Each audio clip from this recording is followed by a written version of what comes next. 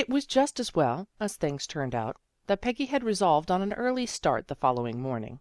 Dimly through the gray dawn she became aware of an elfish, white-gowned figure perched on the foot of the bed. Her sleepy questionings as to its identity were dispelled by a sweet, high-pitched voice.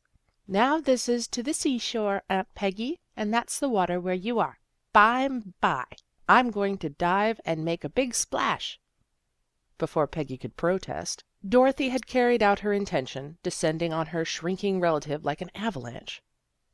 "Kick, Aunt Peggy, kick hard!" she shouted, disappointed at Peggy's failure to enter into the sport with the spirit due its dramatic possibilities. "That's what makes the waves."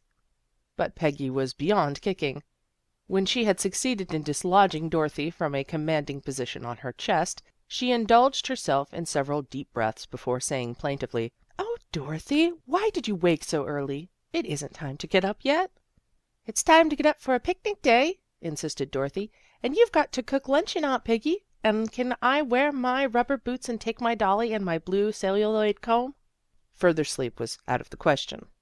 Making a virtue of necessity, Peggy jumped out of bed, reflecting that this early start would give the frosting on her cakes a chance to harden. Getting Dorothy dressed was a process requiring time and patience, for the child was so excited by the festivities in prospect that she could hardly stand still long enough to allow a button to be popped into its rightful buttonhole. Inventors interested in perpetual motion should have made a study of Dorothy. She interrupted the process of getting her fat little legs into their black stockings by so many fantastic capers that Peggy forgot the loss of her morning nap in helpless laughter, and the day began cheerfully after all.